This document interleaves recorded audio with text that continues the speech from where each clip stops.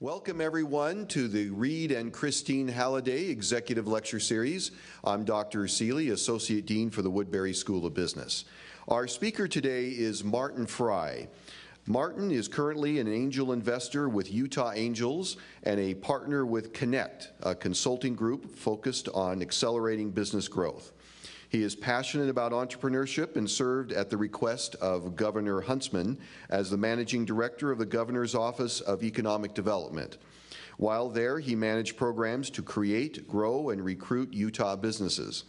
Previously, Martin spent 13 years at Cisco Systems, where he was the Senior Director leading the post-sales support teams for Cisco's 250 largest customers. He also worked 8 years at ITT Avionics, building electronic defense systems.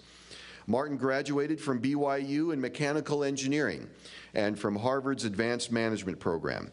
He currently serves on the advisory councils of UVU's business school, our business school here, the Woodbury School of Business, BYU's College of Engineering, and the University of Utah's College of Humanities, as well as several Utah businesses.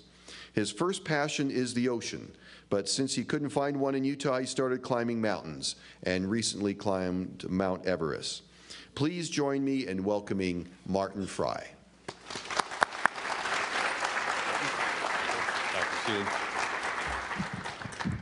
Thank you, Dr. Seeley, and it's a pleasure to be here. I would love to show you pictures of me playing with great white sharks or swimming with blue whales, which I've done. But today it's about Everest, but my first love is really the ocean. When I came to Utah, it was a little bit of a challenge for me to come to appreciate the mountains, but I did, and I really loved climbing the Wasatch and then obviously training for some bigger peaks as well. There's some great lessons both for life and for business in climbing Everest, and I'm going to give you a bit of a travel log to start with and kind of talk about the trip, both the outer journey and the inner journey, and then obviously some lessons and tie it together at the end. The first one is that the remote needs to work, and it doesn't. So this is, life is either a daring adventure or nothing. And I think as you look at your own life and as it unfolds, there's sort of people who like to play it safe, and perhaps as they approach their careers, they want an inbox and an outbox, and they want to be told what to do. UVU's tried very hard to have this spirit of engage opportunity to take on maybe more than what you're comfortable with, to stretch yourself. And I think this idea permeates everything we do in life, to go beyond our comfort zones in both tackling education or in life and what we think we can do to contribute to the world.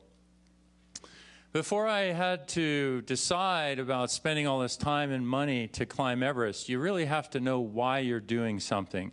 And that's true with everything you do. But for me, Everest was both a spirit of adventure and taking on a gnarly big challenge, but it was also about doing it for a couple personal reasons. One was I had a good friend who died last November, and we were climbing partners, and he had a heart attack riding his bike and keeled over dead at the age of 46.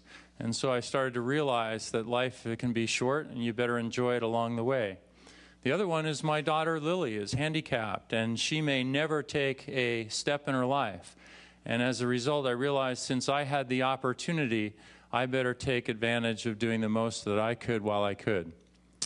I also had to get comfortable with the idea that maybe I wasn't going to be successful. I was going to put forth all of this effort, but it may not play out. And for weather or for personal reasons, it was a big challenge. But I had to get comfortable that in spite of wanting to kind of be confident enough that I could go do it. I adopted Ed Viester's climbing philosophy, which was safety first, fun second, and summit third.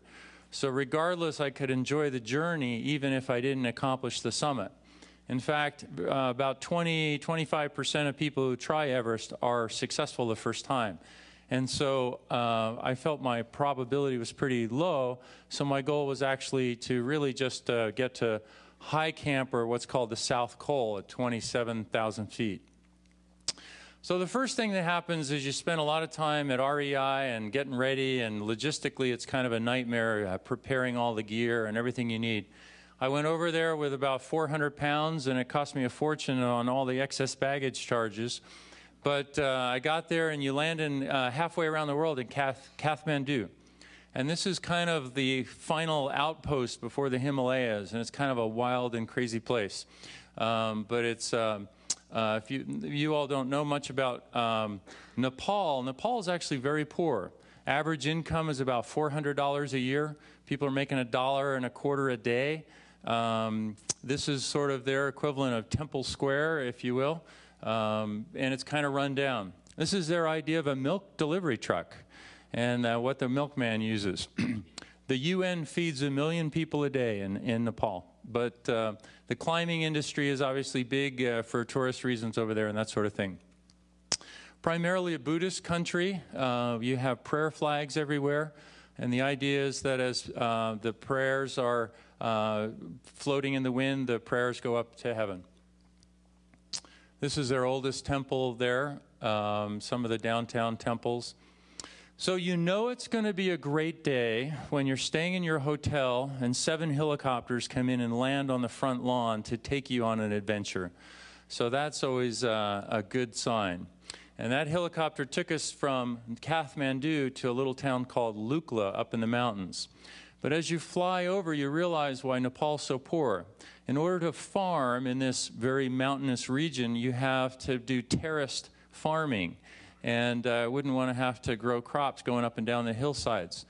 And this is also why you realize there are no roads going back into this backcountry, because it's all a vertical world. It's either up or it's down. You can see a little farming there.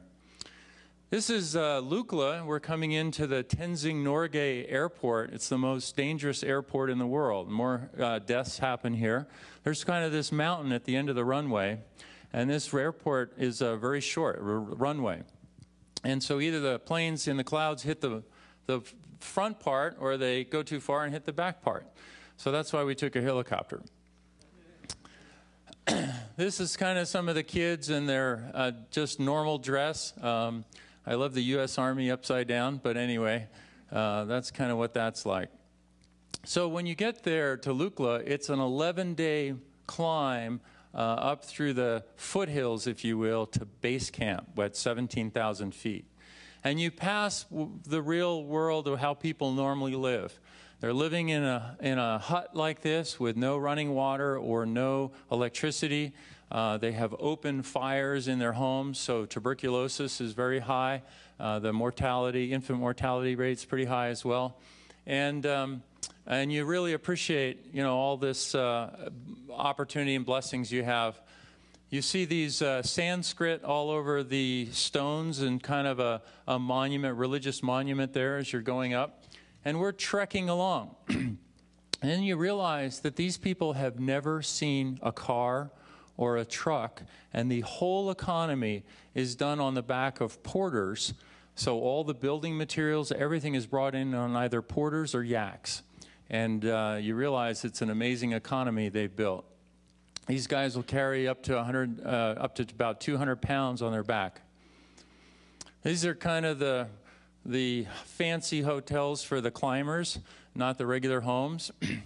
The UN built a number of bridges across a lot of the gorges to promote commerce between the communities and the villages. And this is a big part. This is a mule train going across carrying the loads. So we're going up a pretty good incline as part of the group. We started out with 12 climbers. Actually, we started out with about 20 climbers. We lost about 5 on the way into base camp, and then above base camp, we lost another 4. This is probably a 65-year-old woman. You talk about entrepreneurship. She's obviously grown those cabbages and is hauling a load off to the market. Entrepreneurship in the United States, as we think about it, is about starting a business. In countries like Nepal, it's all about their daily life. They have to survive, and as a result, they have to make something, grow something, and then sell it.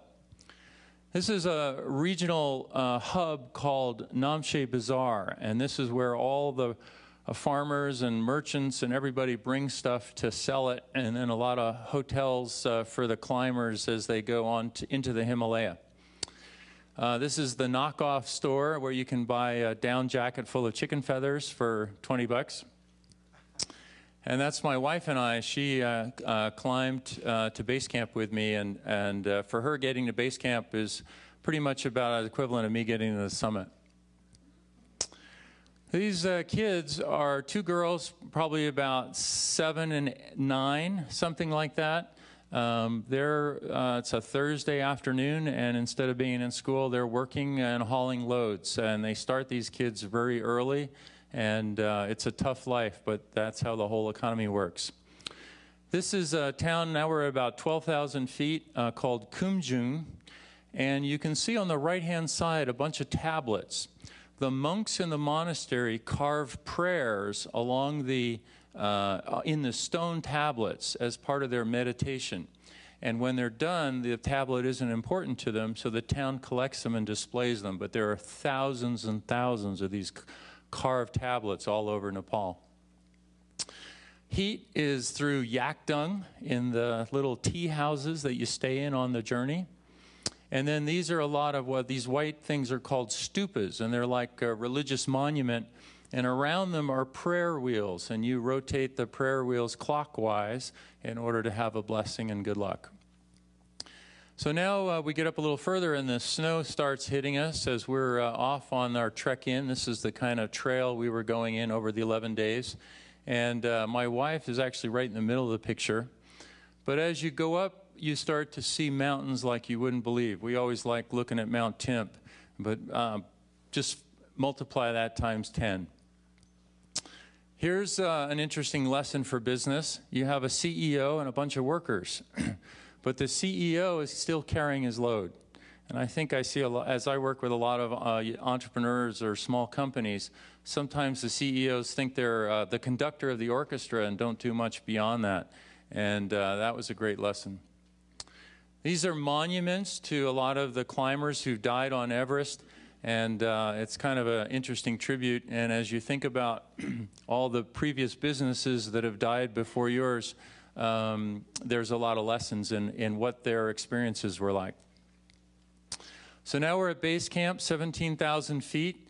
They don't believe the 62 degrees. That was because it was on my wrist, but it's probably around 30 degrees.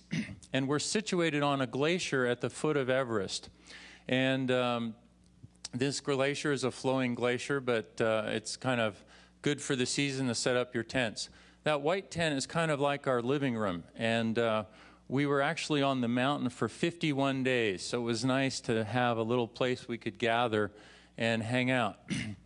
When we talk about being globally aware as part of your education, people in this room were from all over the country, all over the world, different cultures, and it was important that we bond together as we were going to become this climbing team.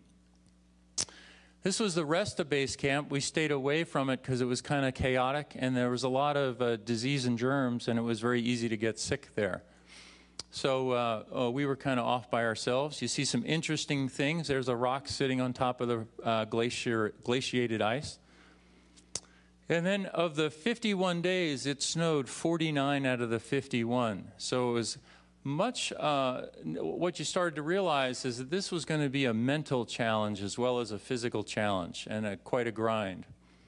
I had to climb up 700 feet to see if I could get cell phone reception. But it was worth it to call home.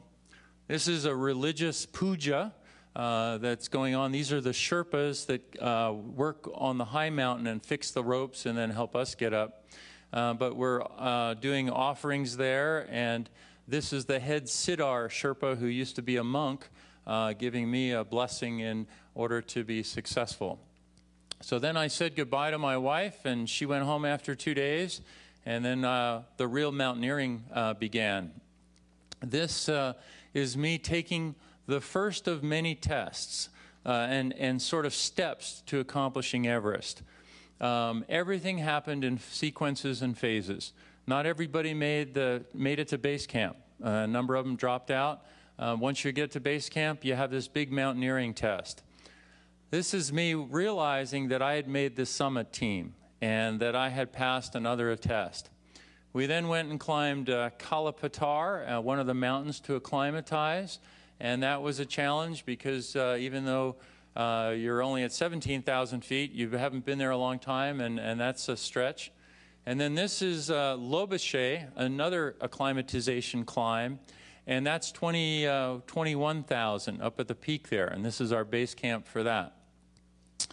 This is us camping on a snow cornice about 3/4 of the way up the mountain, and then still looking up at what we had to get to the peak. But if you look carefully at that peak, you can see there's some guys up there, and so we're realizing that's us at the peak. So we're feeling pretty good. We made it to 21,000 feet. We're still breathing. We're pretty happy. But then we look over, and that black mountain in the middle is Everest, just kind of looming there with the next big challenge. On the right is Nuptse, and although lower than Everest, it looks bigger because it's so much closer. You can also see the wind billowing off the summit of Nuptse there a little bit. So then you go back to base camp, and then it's about getting through the Khumbu Icefall. And this is a huge challenge, and this is where most of the people on Everest die. They have these huge, massive ice blocks, 50 tons and all jumbled together. And this thing moves about up to 15 feet a day. So it becomes quite dangerous, and it's all jumbled in there, and you have to kind of work your way through that. You start to see the crevasses show up, and you've got to pick your way through this. The other interesting challenge about it is in order to, the ice is the most stable in the middle of the night. And so we actually climb at night, and this is actually a couple shots coming down during the day. But you feel this big ice forms moving or looming over you and that sort of thing. And you go under it and around it. Then there are these ice ladders to get across the crevasses. We actually crossed 29 ice ladders, and this is kind of the mountaineers' idea of chutes and ladders. The ladders get longer, the crevasses get bigger, and this is one with 4 ladders, I think. And there's one with 5 aluminum ladders lashed together. And that thing was so rickety, and obviously we have crampons on our big boots, and the whole thing is just real shaky. In fact, this one, we all had to go across to get up, but then we'd actually go about an hour out of our way in order to avoid having to cross it again. So then you come up to about 21,000 feet, and you're above the Khumbu Icefall. And then you come into what's called the Westerncombe, which is like this valley. And you can see the shaded area is where dawn or the sunrise is now hitting the valley floor. And within an hour of that valley, it gets up to about 100 degrees because the snow just acts as a huge reflector oven on the 3 sides of the valley. And it's amazing how hot and dehydrated you can get. And you're thinking, I'm climbing Everest and I'm dying of thirst. This is the exciting Camp 2 at 22,000 feet, and not much there. At this point, at base camp we ate pretty good, but at Camp 2, now you're down to like canned sardines and Spam, and then some pasta and boiled vegetables. At altitude, you don't do well digesting protein, and as a result, you really don't feel like eating a lot of meat and that sort of thing. The other interesting thing that comes about is that if you cut yourself, your cut won't heal because there's not enough oxygen. And so you're already realizing, you know, you've all heard about the death zone or whatever. You start to realize your body is deteriorating. And you look up and you realize you still have a long way to go. And it's quite intimidating to look up. This is the west shoulder of Everest. The thing in front of you is Lhotse, and the Lhotse face is that smooth part. And in order to get up the rest of the mountain, and to give you an idea of the scale of this thing, we'll zoom in on that section right there. and you can start to see the climbers going up that little ant track on the hillside. So you're now climbing the Lhotse face in probably a 55 to 65 degree slope, and on my left in the picture is the Everest beginnings of Everest Ridge with the wind kicking off of it, and you have to slowly work up this thing, and it's a grind up to Camp 3. In the afternoons, every afternoon, the storm would come in, you get your suit on, and you realize you're kind of in this whiteout, but you got to keep plugging along. We actually went up and down to Camp 3 4 times. The first one, we went up and touched it. The second time, we went up and spent the night. The third one, we thought we were going to the summit, but a storm came in and 80-mile-an-hour winds and everything. We had to go all the way back down to base camp. And it was one of the real lows, is you're so wiped out by the time you got down there, you're thinking, how am I ever going to get back up the mountain? But you pull it together and you got to go forward. And so the 4th time now, I'm at Camp 3 heading for the summit. At Camp 3 at 25,000 feet, we go on oxygen, and then we start going up, and you can see that band of rock is called the Yellow Band, and then up on the left is called the Geneva Spur. Couple more key milestones on your journey up Everest. So now you're getting up towards about where Camp 4 is at 26,000 feet, and you are just dying for air, but you look up and you see the Everest ridge there. You also look out and you see the wind blowing off the ridge, and you think, how am I ever going to do that? But you break it down into steps. You go from Camp 4 to the South Col, to the balcony, to the South Summit, across the summit ridge to the Hillary Step, and then up to the summit. You just keep breaking it down into steps, and then you have to be willing to suffer and keep going.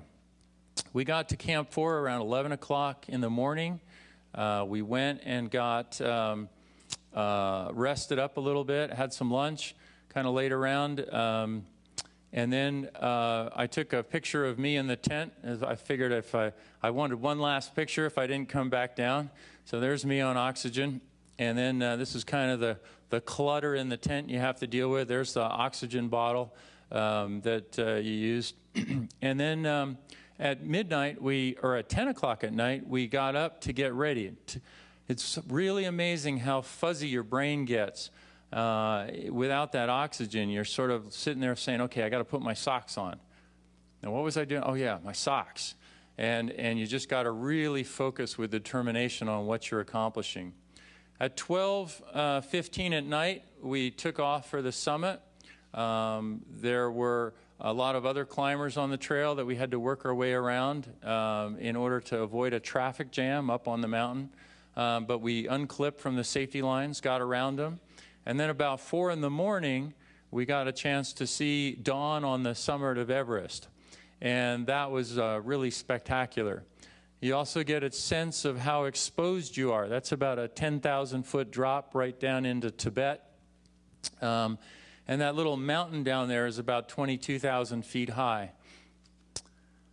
This is me in kind of my full regalia. You can see sort of the ice build up on my chest as I was exhaling. But it gives you an idea of just, there's about 4 layers under that blue suit. And it's kind of fun. That peak is the South Summit above me, and I'm still hanging strong at that point. If you don't think it's cold on Everest, there's a picture of our Nike D70 camera, and I probably ought to send that to Nike, but that's a pretty good illustration of just what we were dealing with up there. This is me crossing the summit ridge towards the Hillary Step, where those climbers are. Under my right hand, which is right on the cornice, that's probably a 10,000-foot drop. Under my feet is probably a 6,000-foot drop. So you realize you're pretty exposed, and you've got to hold it together in order to keep going forward. As we're coming up to the Hillary Step, you start to see some of the old lines from previous years, but it's kind of a one person at a time, and you just have to kind of work your way up through that. And you realize that even though you only have a little bit of purchase on the rock with a toehold or something like that, that it's pretty secure.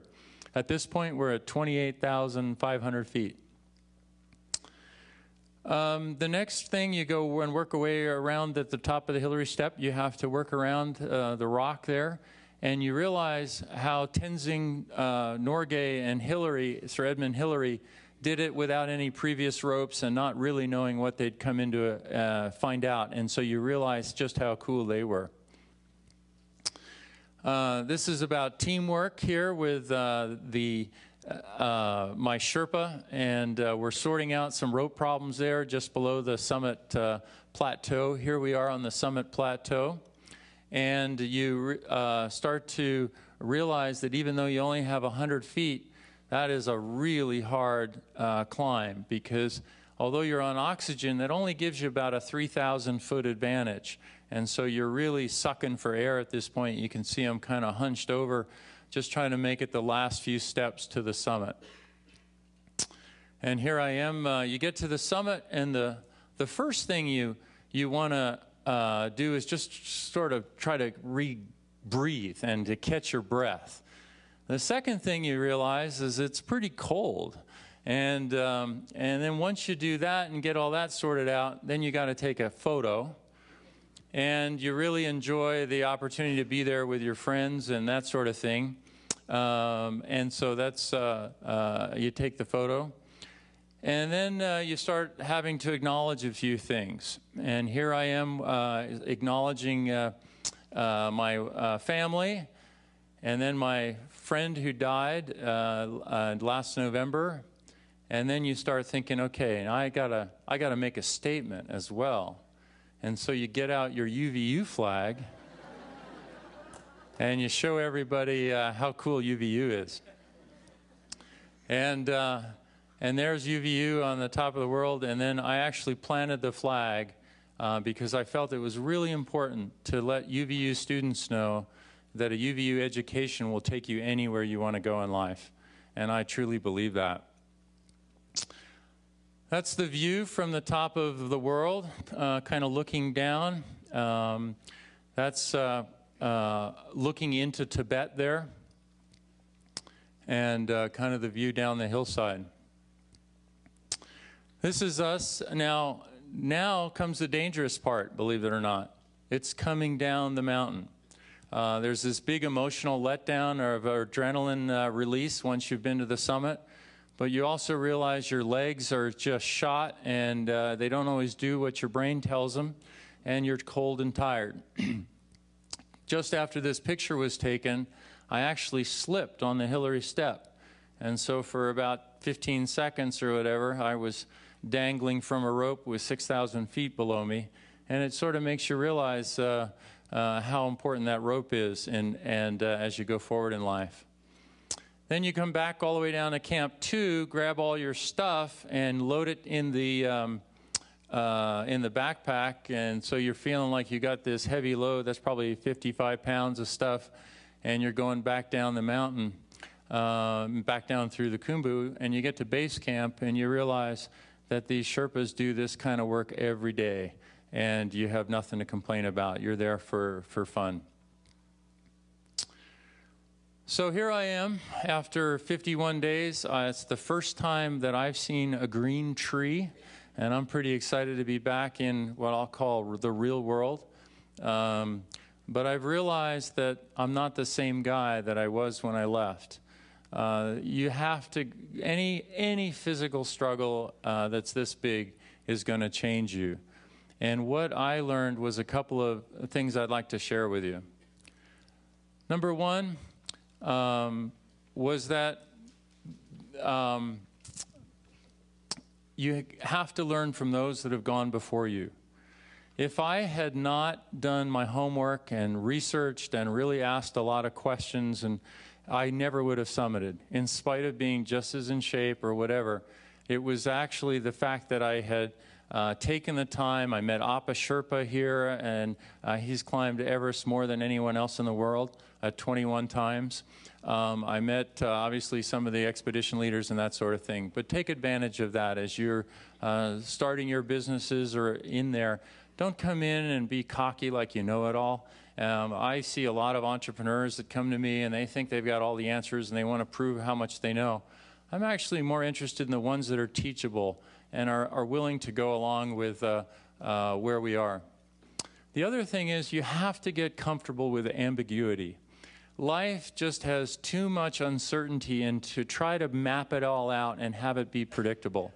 I would never have known how my career would have played out. Who would have thought I would have gone from Silicon Valley to the governor's office in Utah? You just can't map out those sorts of things. And so what you want to do is kind of look forward, catch a strategic wave if a new trend is happening, try to capture that or innovate on existing trends. If you think about the old transistor radio with the white wire and the one earplug, and you think of the iPhone, it's kind of the same thing. It's personalized music, but it's been iterated and evolved. But the uncertainty is all that goes on in life, and don't be afraid of that. The other thing is obviously to move forward with determination. You have to have a real sense of who you are and your own compass course and where you want to go, and then move forward. A ship in the harbor is safe, but that's not what ships are meant for. Go out and drive forward, even though there is uncertainty and you don't have all the answers or all the skills maybe to accomplish your goal. Obstacles are just things that are in the way that we need to overcome. Some of them can mentally beat you down, but if you keep at it long enough, you'll get over it, under it, around it, or you'll blow it up, or you'll change strategy in order to avoid it. Life is hard. We live in a culture where we always promote or advocate how hard it was for the pioneers and their great legacy. It was just as hard for all those people on the East Coast that were immigrants from Europe, or it's just as hard for us graduating and making our way in this economy. Recognize that it's not a sprint. Recognize that it's not even a marathon. That lasts for 5 hours. It's an endurance game that just goes on day in and day out, and recognizing that every day you have to get up and attack it with a positive approach. On Everest, you're facing a lot of key challenges. You're cold, you're tired, you haven't slept in a decent bed for weeks or months, you haven't, you're drained from the day before, you haven't fully recovered. And so all this is going on in your head about why are you here, why don't I just go home or live an easier life? So you have to create this positive energy around you that's both going to beat down all of the negative aspects that are going on. And you have to generate that. As I watched the guys drop out on the summit climb, of the 4 guys that dropped out, 3 were due to mental fortitude. And it all started with their starting to build these negative thoughts within their head. And then they'd question the weather, or they'd question their gear, or they'd question the guides. And you could just see them starting to erode. And you'd look at them and you'd realize they might make it another 1,000 feet, but they weren't making it to the summit. Some of these guys were in much better shape than I was. One guy had cross-country skied across Greenland. I mean, he was in amazing shape. But mentally, he died along the way, and his mental anxiety caused his physical body to break down faster. Live life. You have to take it in. My dad worked for 57 years thinking he would one day retire, and he died of cancer before he was ever able to retire. And so I think both play hard and work hard are fundamental attributes that I think are important. You have to move efficiently. As we talk about all of these steps in order to climb Everest, or all of the steps that it takes to get a degree or be successful in your career, it's one thing to map it out, but it's another to really understand exactly what you have to do in order to get there, and to get there on time, so you don't lose opportunities in life because you're not able to take advantage of it. 9, small things can have big consequences. You don't always realize it at the time. I left the zipper open on my down suit, and during the wind was 40 miles an hour, blowing the ice crystals and everything in, I realized all of a sudden I couldn't bend my knee. And I looked down, and sure enough, the whole thing was encased in ice, and my boot as well. And so you realize you have to watch out for all the variables that can get you. So part of your strategic planning has to be, how do I eliminate the variables that are going to take me off course, not just focusing on the end objective. And teamwork and collaboration are huge. If we didn't figure out how to partner well with all these different players, the Sherpas, the expedition leaders, the other climbers, you never would have made it to the top. There's also some key life lessons that I think were a part of this experience that I'd like to share with you. How do you climb the world's tallest mountain? One step at a time. But it's laying these out and realizing that it all comes in smaller pieces. And just the way we break down, or we talk about breaking down life goals, you all can do that as well. Focus on the summit. I didn't see the summit of Everest. I saw it on the top of Lobuche, but I didn't see the summit until I got to 26,000 feet.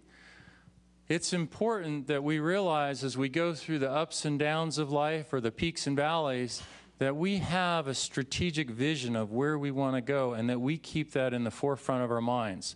It's true for businesses. When I was at Cisco, we spent more time focusing on the things that we didn't want to do in order to keep and be successful, and that kept us on track. So the core competencies of the business are the vision of, and mission statement of what you want to focus on.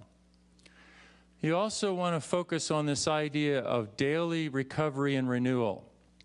You cannot run at red line all the time and not get worn out.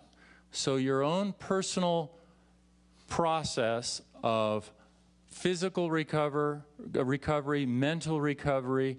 Right now, I know when I was in college, I thought I could go without sleep, or a lot less sleep than I took. You have to allow the process of sharpening your saw and rebuilding yourself so that you can fight the battles the next day. The other one is great accomplishments require a lot of sacrifice, and they require a lot of discipline, self-discipline, and you can't just be one of those people that follow the pack. You have to pay the price. So you can be a person that spends all their time watching what other people do on Facebook, or you can say, I'm going to go out and blaze my own trail and move forward, or if I'm going to be a great violinist, or I'm going to be great at whatever my career is, there's a price that has to get paid and put the hours in. The other thing that I think was an important lesson for me is that you can climb alone. When you saw that picture on the Lhotse face, there's not a lot of other climbers around next to you. But you can be part of this cohesive vision and mission, and also have a support system around you that's carrying your agenda forward or moving forward with you, even though they may not be physically located. If you're a CEO, it's lonely at the top. They talk about that. But the reality is you can also draw support from other people and all of that, and not have to fight all those battles by yourself. The other part is to hold on to the rope. Oftentimes there's been somebody who's either gone before and laid a rope for you, or it's an advisory team, or a LDS doctrine, or something that has put down for you to give you a context and a framework and a safety line. The guys that die are often the ones that think that just for a short time they can let go and kind of go their own, or they fight it, and they don't take advantage of the lessons of history or the lessons of life and apply them to their own lives. For me, asking for divine help and being able to accomplish Everest was really important. There was a time I couldn't find my gloves the night before we left for the summit. If you don't have your gloves, you don't summit Everest. There's no REI store up there. And so for us, I really had to pray and really could not find them. I searched through everything in the tent, and I was done kneeling down. I opened my eyes, and there were my gloves. And I believe in divine providence and that your Heavenly Father will help you be successful at what you want to accomplish in life. And then finally, believe that you can change the world. Our attitude really determines our altitude and where we get to. I can't tell you how important it is that you personally believe that you should be able to change the world and make it a better place. So often you're focused on just getting a job and feeding your family or that sort of thing.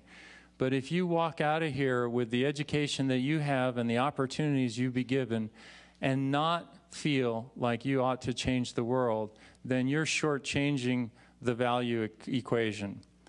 Know that you can do it. You have all the skills in the world, and just change the world locally or change the world nationally or internationally, it doesn't matter.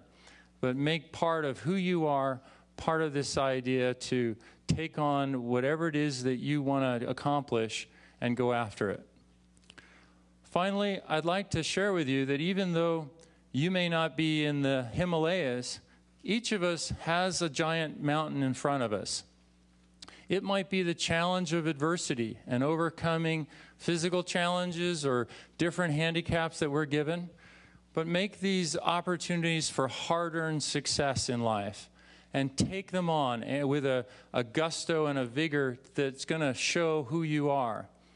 Some challenges, maybe you're born blind. You don't have an opportunity to change it, but you have an opportunity to have lived well or endured well. And then finally, for most of us, the opportunity and the real blessing in life. And as I look back on my entire career, it's been so much fun to be able to create my own vision and be the architect of my own happiness, plan out exactly where I wanted to go and what the strategy was I was going to use to get there. Engage all the people I needed to build that team, all helping me succeed, whether that was in the corporate organizational setting or whether it was in my own personal endeavors, and fulfill that dream. And that process going forward over and over again in all the different endeavors of our lives will make it so that you have a rich and rewarding life. And I am so glad that I've been blessed with the opportunity to go through that process again and again and again. So with that, thank you very much.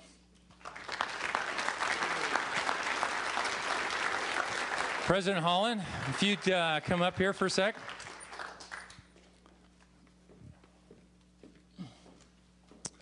We'd like to give you, on behalf of all the students at UVU, the flag that I took to the summit of Everest. This is in honor of both the students going forward in their careers and taking their education anywhere they want to go, and also to you as president of the university and taking it to new heights in all that you do going forward. So thank you for all you do as well. Thank you. That was wonderful. Can I say a few words in response here? I'm glad he found those gloves. Well, what an extraordinary moment for the university.